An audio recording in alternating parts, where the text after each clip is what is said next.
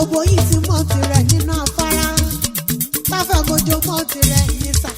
Tẹ́kọ̀ọ́ pàápàá mọ̀ tirẹ̀ nínú ewé ìran. Chief Mrs. Victoria Adélẹ́yẹ Oníyẹ̀lú. Òní ọjọ́ yìí kẹsàn-án oṣù kẹwàá ọdún. Ìní ṣàyájọ́ ọjọ́ ìbí rẹ̀. Èyí ọ̀wà níjà ṣe mọ̀ fún ọ lórúkọ lọ́rùn ọba. Àwọn ọmọ rẹ̀ lọ́rọ̀ mi wá bí o. Aya Oníyẹ̀lú.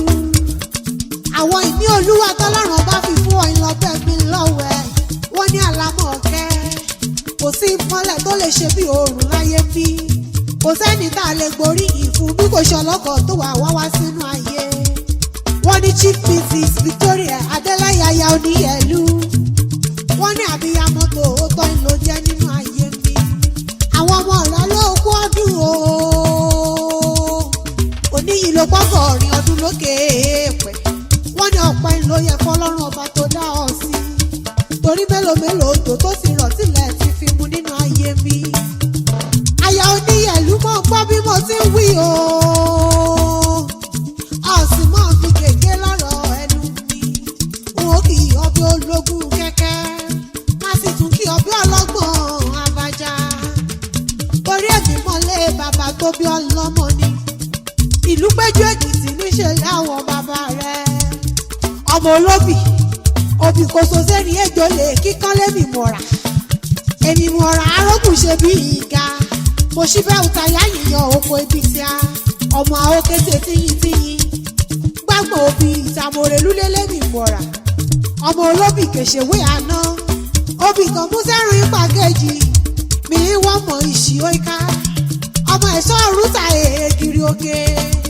Ọmọ olóbì wọ́wọ́ sí wọ́ o.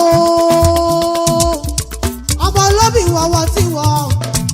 Ọmọ ògùn bẹ̀rẹ̀ níṣó lóko gbèrú wá ọ̀nà ìpèrè. Igi mọ̀kàn dédé ràn ní lérù mọ̀ pọ̀ ṣùkánù. Ulé ni mo gbèrú tèmi múlé mi mọ̀ra. Èmi mọ̀ra arógùn ṣe bí ìga. Orí mi ìkùmọ̀ ẹlẹ́sìn gbàjàgì ọ̀nà ìpèrè. Ọmọ arọ́kọ́ lọ́jà mọ́ ọ̀ra. Ọmọ amọ̀nà oko mọ́ lọ. Ọmọ ẹsẹ̀ kìtìpá odò Ègòsì. Ìwà mọ́ ọjà kódò Ègòsì mọ́ ọdẹ yọrọ. Mo borí balẹ̀ lù àmì déjì o. Ó tún nílé ìyá rẹ̀ torí àkìyí nílé bàbá.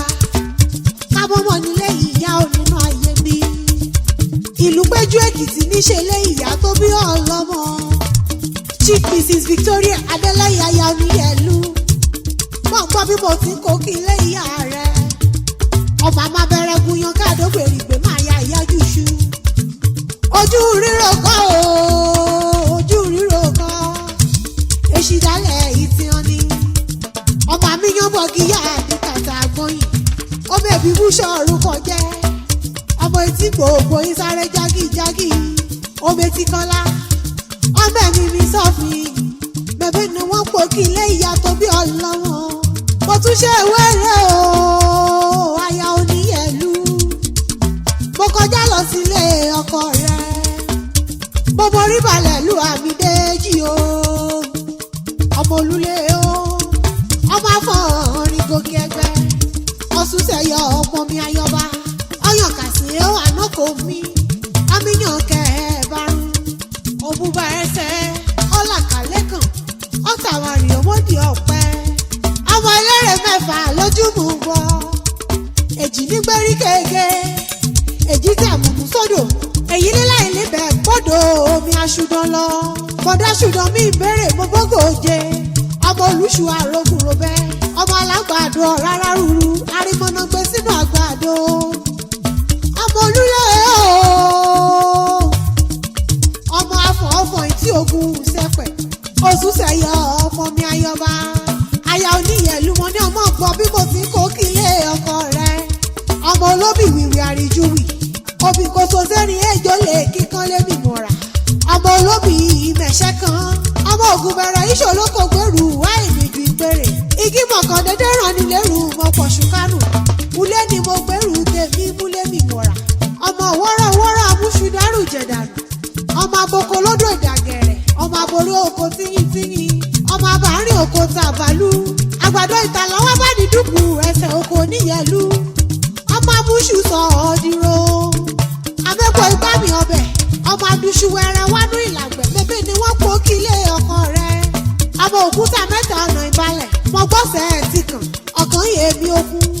ọkàn yóò kòròkòrò ojú ọ ní ìtàn ni ọkàn yẹn ṣe kíbìrì náà kí bọ́bọ̀ ṣe gbọ́sẹ̀ sí un ọmọ olóbì kòkòrò kò àròkò ọmọ olóbì kọ́ṣẹ́rún jẹ́jẹ́ ọmọ olóbì ọmú fẹ́ràn ipa kejì ọmọ ẹlẹ́sìn gba àjàgì ọ̀nà ìpèrè ọ̀múṣùrì ìta ọ̀múṣùkàrà ìta ògbọ́n tíjọ́ ọdún àmúdí ìran wẹrẹ bọ́kọ torí ìlú péjú èkìtì ìníṣẹ́lẹ̀ ọkọ rẹ ọmọ ẹ̀ṣọ́ ọ̀run ta èègiri òkè ọmọ òkè lílákè tí mọ́tò láyà ọmọ arógùn ṣe bí ẹ̀gà pẹ́pẹ́ ni wọ́n kó kílé ọkọ rẹ Chief Mrs Victoria Adélẹ́yẹ aya oníyẹ̀lú mọ̀ gbọ́ bí mo ti ń wí o abiyamọ tó tọ́mọ fi gègé lọ́rọ̀ ẹnu mi mo ní kọ́ gbọ́ bí olúgbógbó ti gbó kọ́ gbọ́ bí olúgbógbó ti gbó kọ́ gbọ́ bí àgbàkan nílé fẹ́ lọ́jọ́ sí fọ́fọ́ mo wú sóde ọrùn owó ọ̀hún yọ títí òwú dọ́kíní kọ̀ wá sí bó ti pẹ́ láyé tó ọmọ ni mo sàré ọmọ ọ̀ọ́ni fàìsàn lu ọjọ́ ògbó lórúkọ lọ́rọ̀.